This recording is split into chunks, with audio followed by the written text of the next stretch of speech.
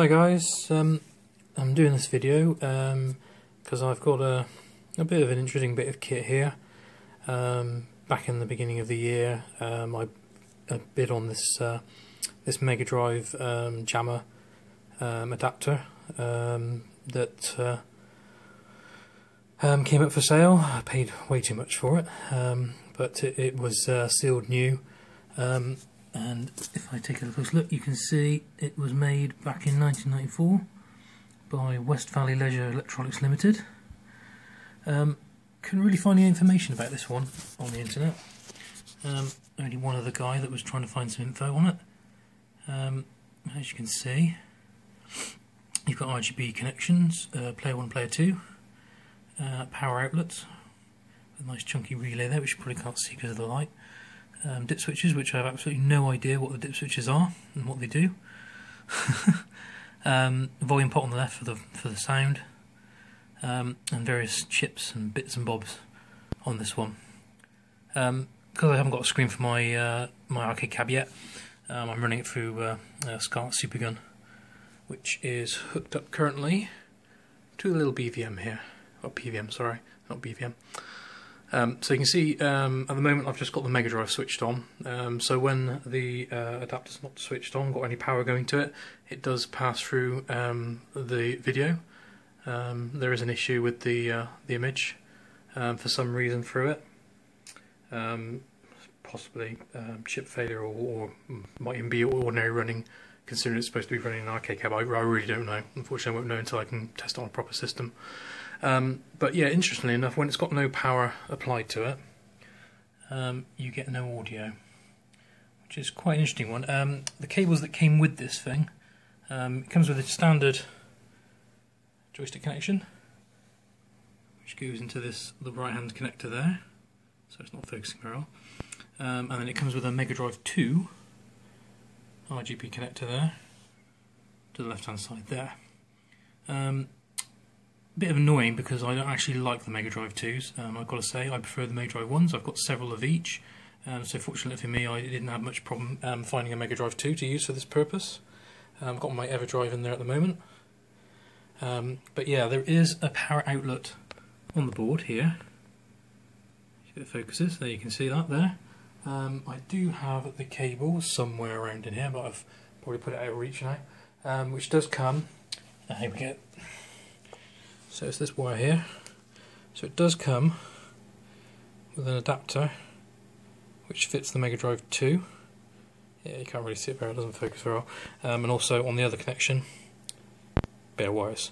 So I assume you could, in theory, fit a Megadrive 1 plug onto that one. But I'm not willing to have a play with it until I actually confirm what voltage is coming out of these pins.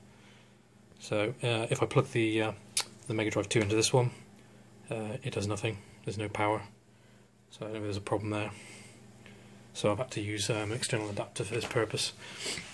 But going back to the board, I just want to show you guys what it does when it's running, because it's not working properly. I know from the other guy that posted, they've mentioned about messages on the screen, so obviously it runs on a timer system, and it does present messages sort of mixed into the video. Sort of probably says things like insert coin, etc, etc, but I don't get that on mine at the moment, and I'll show you what I get on mine at the moment. I've had to start up Streets of Rage 2 already. What I'm going to do is, because I'm using an Everdrive, it makes it a little bit quirky, shall we say, because obviously it takes control of the controllers as well. It doesn't actually allow you to use the controllers until you've actually paid your money. So I'm just going to fire the Everdrive up, the Megadrive. Sorry about the tally lamp is screwing up with the focus on this. Right, so that's the first thing that normally comes up, and it's very, very difficult to read that, but it is saying an SD error. And I've noticed this only happens when the Megadrive Jamma board is not fired up. So if I apply power, so it beeps, and there you go. So it goes into the menu then. So it's almost like it enables the controls. Now, what it normally does, there you go. So it tries to start the game because it's expecting the game to be running already. It basically tries to start the game into the sort of the attract screen or the start menu, whichever.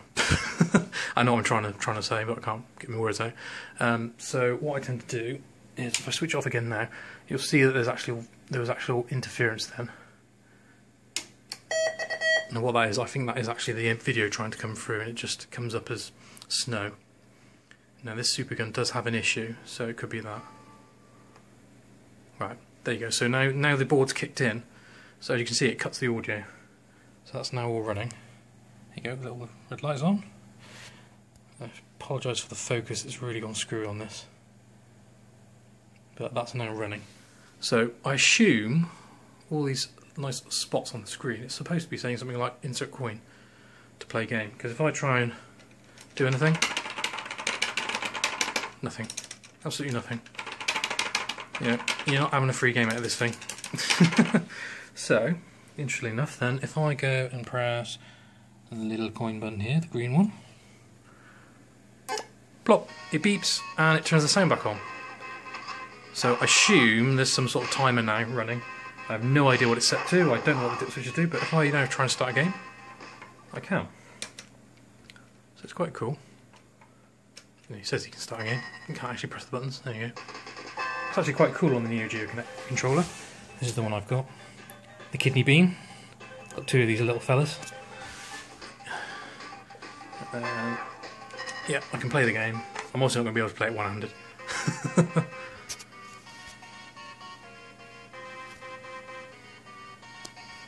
Yeah, so the focus is crap, and you can see the video is just not quite right. It's really, from what I get, it's really grey and dim. It's actually showing up brighter on the video than it actually is on the screen. I've had to turn the contrast up just to be able to see it. So it could be another issue, or it could just be a problem with the supergun I've got. Well, it does seem to work fine with Teenage Mutant Ninja Turtles too, so that's kind of it. That's really what I've worked out so far. I want to be able to work out if there is the right voltage going through the extra pins on that power connector. Yeah, sorry, this phone is really not fixing. There you go. I can't really. I'll post some pics up on the forum, see if we can identify the chips and see if there's any issue, possibly any issues with any of them. I do know that there's a socketed chip here, and if that's removed then the board just doesn't work, so I know that chip is doing something at least.